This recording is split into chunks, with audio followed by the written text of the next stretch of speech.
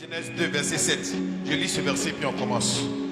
Je lis la parole de Dieu avec respect et considération. Écoute bien. Genèse le chapitre 2, au verset 7. L'Éternel Dieu forma l'homme de la poussière de la terre. Il souffla dans ses narines un souffle de vie. Arrête-toi là. La Bible dit Dieu forme l'homme avec la poussière. Qui aime la poussière ici? Personne n'aime la poussière. Qui veut la poussière? Qui veut la poussière sur lui? Personne ne peut accepter la poussière. Quand tu veux t'habiller, même que tu vois qu'il y a la poussière sur un vêtement, tu changes de vêtement. Parce que la poussière n'est pas appréciée. La poussière, c'est quelque chose qui est vilipendé. C'est ce sur quoi on marche. Mais la Bible dit quand Dieu voulait créer quelqu'un pour gérer l'univers, il est parti vers ce que tout le monde rejette. Donc le fait qu'on te rejette, que personne ne croit en toi, que tu es malmené, ça signifie que c'est toi qui es qualifié pour gérer. Amen. Tu es qualifié pour ce poste qui arrive. Souvenez-vous qu'avant que Moïse devienne le chef d'Israël, il a d'abord été rejeté et il a fui dans le désert. Donc ton rejet n'est pas en réalité un problème, mais c'est un signe de la part de Dieu pour te montrer que tu es une personne spéciale. La Bible dit Dieu prend les choses viles pour confondre les sages. Donc peut-être que quelque chose est vil. Dans ta vie, on te voit comme quelqu'un qui est vil. Sache que tu es celui que Dieu cherche. Moi, il y a trop de problèmes, il y a trop de difficultés. Depuis là, rien ne va chez moi. Mon frère, Dieu te cherche. Ouais. Ma soeur, c'est toi que Dieu cherche. Dieu est parti vers la poussière. Donc au lieu de pleurer, tu dois plutôt dire à Dieu, merci Seigneur, ils m'ont rejeté parce que tu as décidé de m'élever. Qui est d'accord avec moi? Je suis d'accord. Lève les deux mains vers le ciel. Vous dites Seigneur, Seigneur, je suis poussière ce soir. je suis poussière ce soir. Utilise-moi Utilise-moi pour ta gloire. pour ta gloire. Dis mon Père, Mon Père, je suis poussière. je suis poussière. Utilise-moi Utilise-moi pour ta gloire. pour ta gloire. Et regarde quelque chose qui m'intéresse, mais que l'humanité tout entière a perdu. Et c'est avec ça qu'on va travailler ce soir. Continue le verset, il dit quoi? Il souffla dans ses narines. Il dit il souffla Un souffle de vie. dans ses narines et souffle. La Bible dit il souffla. Et souvent dans le bishop quand il prie, les gens ils soufflent. Il dit même pas au nom de Jésus. Il fait. Ça c'est pas pasteur, ça c'est un féticheur qui arrive. Parce que j'ai soufflé. Yes. On dit mais il regarde quelqu'un comme ça. C'est fini. Oh, ils ne savent pas que j'opère dans une dimension de la création. On appelle ça opérer dans la dimension de la création. Ce que j'ai transféré dans le corps de cette personne est un souffle de vie. Il vient pour régénérer tout ce que la maladie a endommagé. Et ce souffle est encore disponible ce soir. La Bible parle du souffle. Et je vais décortiquer un peu le souffle. Il souffla en lui. Le souffle de vie. Donc le souffle est sorti de la bouche de Dieu. Donc le souffle là, avant d'être en l'homme, habitait où? Le souffle avant de venir en l'homme demeurait où? Demeurait en Dieu. Donc Dieu t'a donné quelque chose de précieux. En d'autres termes, Dieu donna à l'homme une partie de lui. Donc ce que tu ne sais pas, une partie de Dieu habite en toi. En réalité, quand il dit il t'a créé à son image, c'est ça son image. Une partie de lui habite en toi. Tu as la capacité physique et tu as la capacité spirituelle. C'est ce que tu ne sais pas. Toi, tu peux ta capacité physique seulement. Si tu essaies de dire non, que tu peux prier pour que ton compte bancaire, l'argent vienne dessus, tu n'as pas quoi. Oh, tu as cette capacité. On appelle ça prophétique declaration. On appelle ça la déclaration prophétique. Je vous ai déjà dit que Salomon n'a jamais cherché l'argent. Il n'a pas assis pour écrire projet. Son seul secret, il s'assoit et puis il appelle les anges. Il demande qu'ils aillent chercher l'arbre. C'est comme ça que Salomon est devenu riche. Ce sont des profondeurs. Salomon était trop spirituel. Il était plus qu'un prophète. Quand on avait la sagesse, vous voyez que c'est sagesse simple. Sagesse pour donner conseil aux gens. C'est pas de ça qu'il s'agit. Il connaissait comment produire tout, comment fabriquer tout. Le monde spirituel. C'est ça, c'est sagesse. Même les vêtements de ses serviteurs, la Bible dit que la reine Séba est arrivée, qu'elle a vu, elle était dépassée parce qu'ils étaient habillés comme la fleur des champs. Donc tout ce que Salomon faisait venait du monde spirituel. Et une partie de Dieu est en toi. On ne doit pas jouer un toi comme ça. L'huile de Dieu est sur toi. La main de Dieu est sur toi. Le souffle de Dieu habite en toi. Tu as des capacités physiques et tu as des capacités spirituelles. Mais nous avons développé nos capacités physiques plus que nos capacités spirituelles. Nous avons déposé nos capacités intellectuelles plus que nos capacités spirituelles. La seule différence entre toi et moi, c'est que moi, mes capacités spirituelles sont plus développées que toi. Toi, tu ne crois pas que tu peux prier et puis la médecine t'a déclaré stérile, tu vas tomber enceinte. Toi, tu ne crois pas à ça. Donc ça veut dire qu'il y a une partie de ta personne depuis le monde spirituel qui ne fonctionne pas. Toi, quand tu as mal ici, tu dis, ah, je suis malade. Tu penses directement aux médicaments, tu dois chercher ça pour te soigner. Or, ce qui est en toi a la capacité de guérir le corps. Parce qu'en réalité, tu n'es pas le corps physique qui est là. C'est pourquoi quand tu meurs, le corps est toujours là, mais toi tu es parti. Donc le corps n'est qu'une enveloppe dans laquelle cette splendeur que tu es réside. Et c'est pourquoi quand tu penses que tu es ce corps, tu es limité. Moi je ne suis pas limité par le temps ni par l'espace. Puis chez moi, la maison peut influencer une décision. Il peut faire basculer des événements, ça dépend de moi. Les rosquets bragado. À cette heure, je suis en train de prier pour toi. Oh yes. Je prie que le ciel et la terre se mettent ensemble pour te favoriser.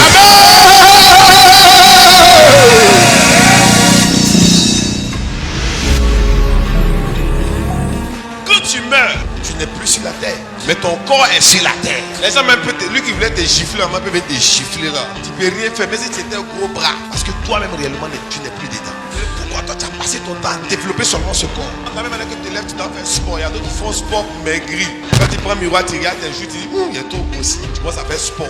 Est-ce que tu sais que ton esprit peut s'exercer? Est-ce que tu sais que si tu dis, je veux plus le cancer dans mon corps, et que tu es ferme dessus pendant une certaine période, le cancer va partir, il va t'obéir? Tu ne peux pas croire en ça. Mais toi, tu es habitué aux choses terrestres. Quand tu es né, le médecin t'a dit que le cancer est une maladie qu'on ne guérit pas. Donc c'est resté comme ça. C'est fermé, bouclé. Voilà pourquoi tu es limité. Pourquoi les personnes dans le bishop va trop vite? Moi, ils sont en retard. Que tu as mes fils, tu sais que non, ils sont en retard dans mon ministère. Ils me regardent moi. Que tes capacités spirituelles s'expriment. C'est-à-dire, il y a une gloire à l'intérieur de toi. Il y a le souffle de Dieu qui est en toi. Et ma prière ce soir, c'est que ça réjaillit sur ton corps. Donc depuis ton intérieur, ce que Dieu a soufflé à ta naissance là, ça doit influencer ton travail, influencer tes investissements. De cette même manière, le diable travaille aussi. Depuis le monde spirituel, il peut influencer ta vie. Voilà pourquoi tu te lèves aussi spirituellement pour le combattre. Pourquoi tu ne dis pas, tu n'attrapes pas Satan physiquement pour le combattre et puis tu utilises les armes spirituelles? Parce que tu sais qu'il y a des combats, ce n'est pas physique. Des combats qui ne sont pas physiques. Et beaucoup de païens ont compris ça. Et ils ont pris la mauvaise voie. Ils sont rentrés dans des fétiches. D'autres sont rentrés dans des loges mystiques. Ils ont fait couler le sang pour arriver dans certains niveaux. Et ils sont prêts à continuer. Donc toi, tu as la puissance de Dieu. Mais tu n'utilises pas ça. Ce que je viens de te dire ce soir. Toute situation que tu n'aimes pas, faut dire tu n'aimes pas. Arrête de pleurer devant ça. Il y a quelque chose en toi, faut utiliser. Pendant que tu dis je n'aime pas et je refuse, ton esprit, le souffle qui est en toi, va influencer la situation.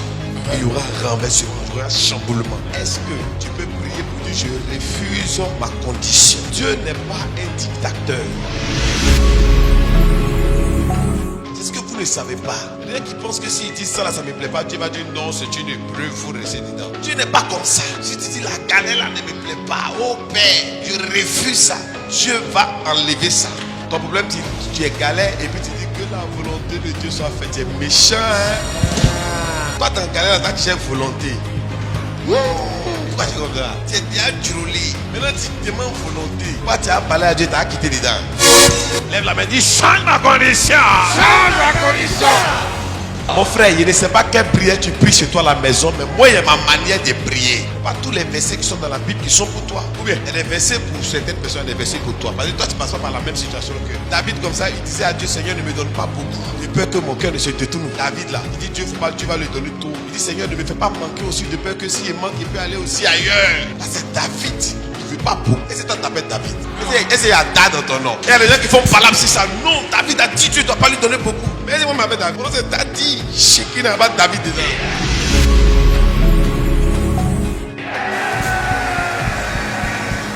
Principe. Que Dieu te donne beaucoup.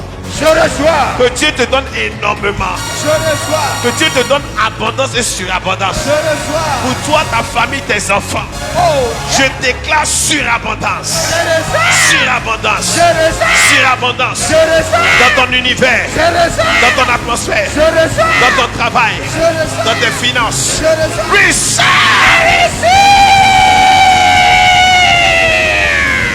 Lève la main pour dire surabondance. Surabondance. Assieds-toi dans les lieux élevés. Tu ne t'appelles pas David, c'est toi qui dis pas Dieu va te donner trop. Et quand moi-même je vois David même, je trouve qu'il n'est pas gentil. C'est clair, la Bible. Dans la Bible, c'est parce que les hommes ont fini d'écrire la Bible. Sur la Bible, on devait continuer à écrire. Mais moi, il n'y a pas encore écrit pour moi. Je dois écrire ma partie. Tu es d'accord, mais tu n'es pas d'accord? Je suis d'accord. Aïe. Moi, ma vie est un livre. Les miracles que Dieu fait par mon canal même là, ça dépasse certains trucs dans la Bible. Tu es d'accord ou tu n'es pas d'accord? Je suis d'accord. Dans la Bible, tu as vu quelqu'un qui a fait pousser bras, qui a fait pousser pied. Hein? Tu as vu quelqu'un qui a levé tumeur sur tête de quelqu'un. Dans la Bible, tu as vu quelqu'un pied décomposé, c'est réparé. Tu as vu quelqu'un parler puis les téléphones chargent seul. On doit mettre pour moi dedans. Tu as déjà vu quelqu'un qui parle sur photo et puis quelqu'un sont en coma. Elle lève cancer à distance. Quand Jésus a dit, il y a des gens qui feront plus grand que pour moi là. Mon nom était dedans. Ton nom aussi est dedans. Amen. Receive. I receive. Il dit je reçois, je reçois. Je reçois, je reçois, je reçois, je reçois. Je reçois, je reçois, je reçois. Je reçois.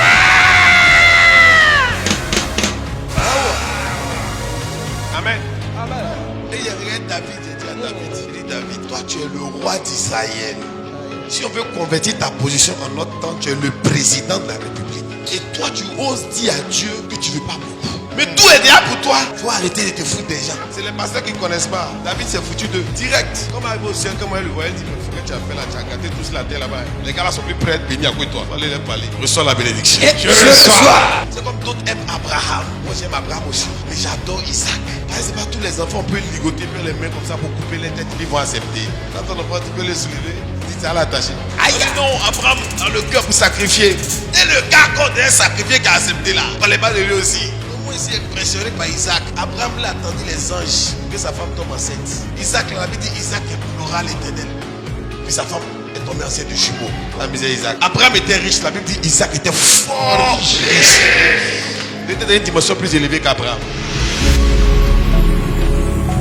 À cause de quoi? De la loyauté. Amen. Il était loyal. La loyauté est récompensée par Dieu et non par un homme. La loyauté, c'est Dieu qui récompense. Dieu qui donne. Tu peux vivre des injustices, mais si tu es loyal à la parole de Dieu dans ces injustices, ta tête sera relevée. Il faut te condamner par injustice, mais l'Éternel peut relever ta tête. Parce que chez les hommes, il n'y a pas de justice. Amen. Chez les hommes, la justice appartient à celui qui a l'argent. Des chiffres et puis ça va pas. Finalement, même le juge qui doit te juger, c'est lui encore qui t'a chiffré qui te juge. Mais avec Dieu, il y a la justice. Avec Dieu, il y a la transparence. Pourquoi tu dois marcher avec Dieu? Il est le seul qui ne peut pas te trahir. La seule personne qui t'aime d'un amour transparent. Je l'ai dit et je le répète, malgré sa puissance, il t'a donné une volonté. Quelqu'un est puissant comme ça, il ne doit pas te donner de volonté. Il y a ton patron, mais comment ton patron te parle? Quand tu vas au travail, il te dit, passe ici, hey! Tu es obligé d'obéir. N'aimez pas votre Dieu, mais Dieu là dans sa dimension. Il dit, il faut choisir ici, ou bien ça dépend de toi. Ah, peut-être Dieu t'a jamais choisi. Hein. Il dit, c'est ici on passe. Tout ça, si tu n'aimes pas, si tu n'as pas l'amour en toi, tu ne peux pas faire ça. Lève la main, il faut dire, Père, merci. Merci Pour ton amour. pour ton amour Dans ma vie. Dans ma vie. Au nom de Jésus. Au nom de Jésus. L'homme a des facultés spirituelles qu'il n'a pas développées. Tu as des facultés de vision, tu as des facultés de songe. Dieu a parlé à Salomon par les songes. La Bible dit dans le livre de Samuel. Et Samuel, en ce temps-là, était rare les songes et les visions. Il y a des gens ici, quand vous dormez, vous ne voyez rien. Ça fait des années, ce n'est pas normal. Tu ne vois pas dans ton rêve, tu vois vision. Mais il faut que Dieu te parle. Il faut que tu aies des sensations, des capacités spirituelles. Il faut que tu développes des facultés spirituelles. Jésus n'est pas venu chercher des chrétiens. Il est venu faire des disciples. Amen. Un disciple, c'est celui qui est accompli. Amen. Il est comme son maître. Amen. La Bible dit, Jésus même a dit, tout disciple accompli est comme le maître. Donc il a les facultés, les manières du maître. Et c'est ma responsabilité en tant que prophète de vous emmener de la bassesse spirituelle à l'élévation spirituelle. C'est pourquoi, pendant que je te parle, tu as l'impression que tu commences à avoir la foi. C'est la foi vient de ce qu'on entend. Et ce qu'on entend vient de la parole de Dieu. Pendant que je te parle, ta foi te parle. Ta foi te dit que tu es exaucé. Et il y a une autre foi qui a te dit que tu n'es pas encore exaucé. Mais c'est quelle voix tu vas écouter? Je suis exaucé. La voix de Dieu ou la voix du diable? Et dès que tu acceptes ton exaucement, c'est ce qu'on appelle la foi. C'est-à-dire l'exaucement ne t'a pas encore attrapé. Mais quand tu commences à être persuadé, sans avoir touché, que ta destinée est déjà scellée, Amen. on appelle ça quoi? La foi. Ça, moi j'aime les gens qui se prennent au sérieux. Même quand tu n'as pas la anti-marche comme quelqu'un qui est trop bé. On te regarde quand on dit, elle a l'argent, elle a l'argent. Faut accepter, il y a des gens, ça leur fait mal. Ils n'ont rien, ils peuvent leur dire, ils ont l'argent, ça leur fait mal. Faut pas refuser, faut dire, je ressens encore. Je reçois.